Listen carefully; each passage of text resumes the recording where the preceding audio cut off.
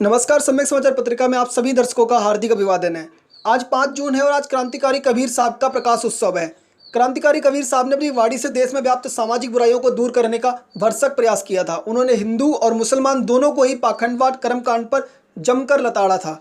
सम्यक समाचार पत्रिका ऐसी दिव्य दृष्टि वाले क्रांतिकारी कबीर साहब को नमन करती है।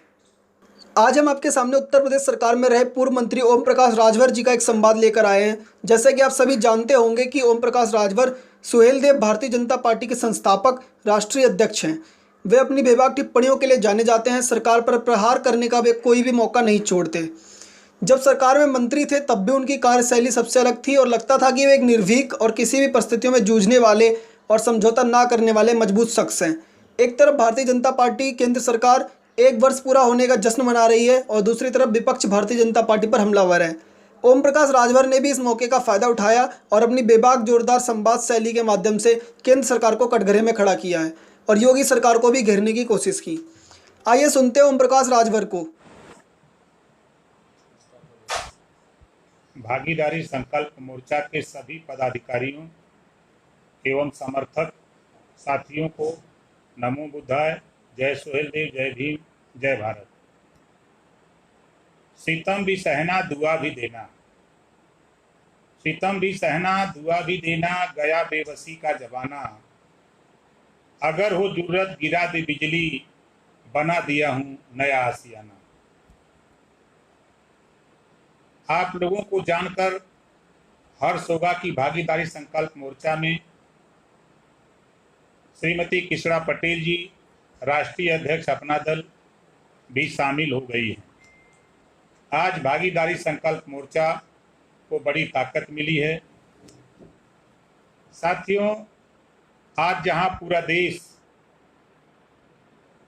कोरोना महामारी के कहर से त्राहि त्राहि कर रहा है, गरीब, मजदूर, किसान, श्रमिक, मध्यम वर्ग, पिछड़ा, दलित, अल्पसंख्यक की हालत दिन पर दिन दयनीय होती जा रही है। लोग भूख और प्यास से रास्ते और ट्रेनों में तड़प कर मर रहे हैं। इस परिस्थिति में केंद्र सरकार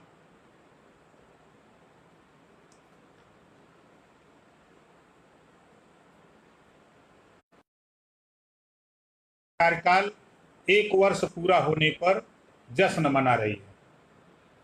इस भयावह स्थिति में सरकार की संवेदनहीनता सरकार के दोहरे चरित्र को दर्शाती है। बीजेपी भारतीय झूठ पार्टी झूठ के सहारे सहानुभूति बटोर कर आम जन को बेवकूफ बनाकर अपना ही साधने में विश्वास रखती है। बीजेपी का आईटी सेल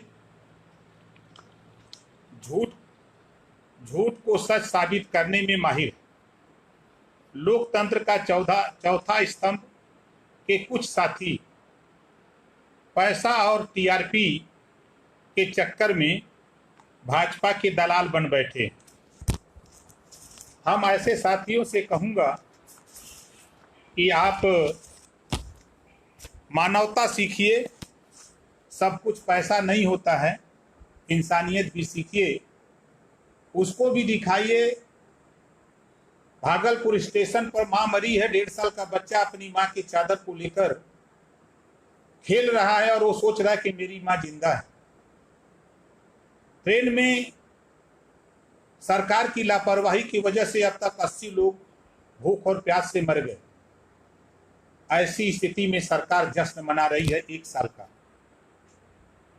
अब इनके 1 साल के कार्यकाल की हम जो इनकी वाहवाही है, जो इनकी उपलब्धि है, पहले हम इनकी उपलब्धि ही गिना दें आपको।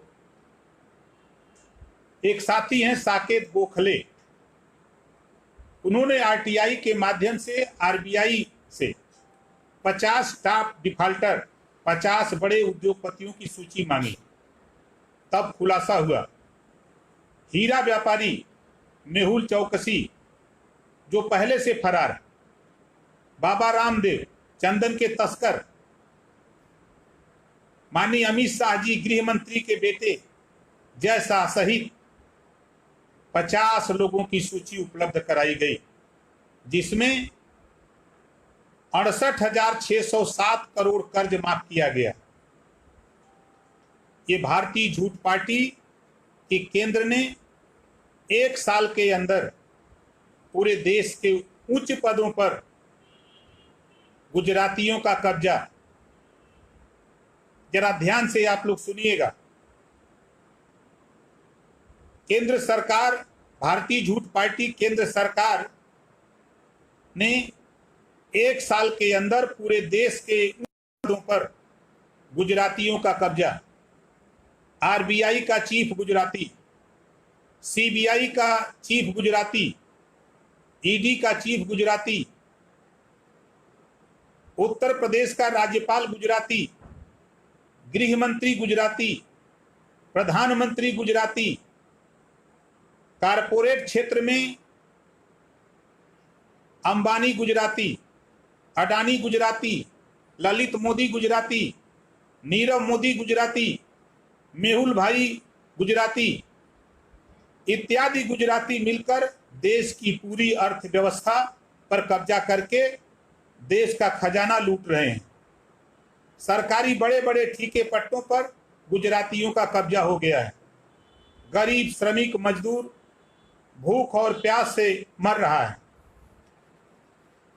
और ये सरकार चुपचाप मार करके बैठी है, सोच रही है कि जश्न में डूबी है। तो माननीय देश के प्रधानमंत्री जी, गरीबों की अगर चिंता होती, मजदूरों की चिंता होती, श्रमिकों की चिंता होती, तो आप 20 अंतरराष्ट्रीय एयरपोर्ट हैं पूरे देश में, आप उसी समय देश का भला चाहते थे, गरीब कमजोर लोगों का भला चाहते थे, देश को आगे ले जाने की सोच अगर आपकी थी, तो आपको फरवरी के पहले सप्ताह में ही 20 अंतरराष्ट्रीय एयरपोर्ट को सील कर देना चाहिए, या 1 हफ्ते का टाइम दे देते कि जो बाहर से आए हुए लोग हैं वो लोग 1 हफ्ते के अंदर बाहर अपने चले जाएं और अपने देश में लोगों को बताते कि हम 10 दिन का टाइम दे रहे हैं, आप लोग अपने अपने गांव जाना चाहते हो तो चले जाओ, जो अपने अपने प्रदेशों से चलकर दूसरे प्रदेशों में आके रोजी रोटी की तलाश में काम करते हैं, ये लोग अपने गांव जाना चाहते हैं तो इनको 10 दिन का टाइम दे करके बता दिए होते तो ये लोग अपने अपने घर चले आए होते और 20 अंतरराष्ट्रीय एयरपोर्ट को सील कर देते। जिस तरह पूरे देश को आपने लॉकडाउन में झोंका, उसी तरह मात्र 20 अंतरराष्ट्रीय एयरपोर्ट को लॉकडाउन में आपने झोंक दिया होता तो आज भारत में कोरोना महामारी का संकट इतना नहीं होता। इसके जिम्मेदार केंद्र की सरकार है। ये तो लगे थे अमेरिका के राष्ट्रपति महोदय, उनके स्वागत में गुजरात के अहमदाबाद में उनका कार्यक्रम लगा लिए। नमस्ते ट्रम्प, लाखों मजदूर श्रमिकों को ला करके उनको दिखाने लगे कि ये मेरे हमदर्द लोग हैं, आप देख लो। मैं केंद्र सरकार उड्डयन मंत्रालय से पूछना चाहता हूं, क्या डोनाल्ड ट्रंप के साथ आने वाले हजारों लोगों का आपने स्क्रीनिंग किया? क्या उनकी जांच किया? ये जो डोनाल्ड ट्रंप उस समय अमेरिका में चरम सीमा पर कोरोना फैल गया था, वो जितने लोग आए कोरोना ला करके देश में फैलाए। और तो और 15 जनवरी से लेकर 23 मार्च तक 78 लाख लोग भारत में एयरपोर्ट पर हवाई जहाज से आए, जिसका खुलासा आईटीआई के माध्यम से उड्डयन मंत्रालय ने किया है। अब 78 लाख लोग आए और उड्डयन मंत्रालय कह रहा है कि हमने मात्र 26 लाख लगभग लोगों की स्क्रीनिंग किया। लगभग 62 लाख लोग कहां गए? ये पूरे भारत में घूम घूम करके कोरोना महामारी को फैला रहे हैं। बदनाम कौन हो रहा है? मुसलमान। बदनाम कौन हो रहा है? प्रवासी मजदूर। बाहर प्रधानमंत्री, बाहर मुख्यमंत्री, उत्तर प्रदेश के मुख्यमंत्री और देश के प्रधानमंत्री महोदय जी, आप सब लोगों ने मिलकर जो इस कोरोना महामारी में सारे लोग घर के अंदर कोरोना की डर से सारे लोग घर में छुपे हैं, और ये पुलिस विभाग सड़क पर है, स्वास्थ्य विभाग अस्पताल में जूझ रहा है, और आप बीजेपी भारतीय झूठ पार्टी पैसा जुटाने में लगी है। पैसा जुटाने में विधायक निधि लिया, सांसद निधि लिया, उसके बाद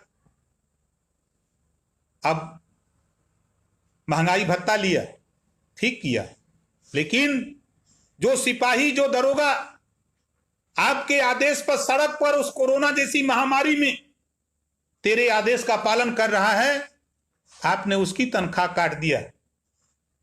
आप उससे 12 घंटा, 18 घंटा, 16 घंटा, 20 घंटा ड्यूटी ले रहे हो और तनख्वाह दोगे 8 घंटे का। घबराओ नहीं, जिस दिन सरकार बन गई हमारी, उसी दिन ये जय घंटा ड्यूटी करेंगे, तय घंटा का पैसा ओम प्रकाश राजभर दिलाने का काम करेगा।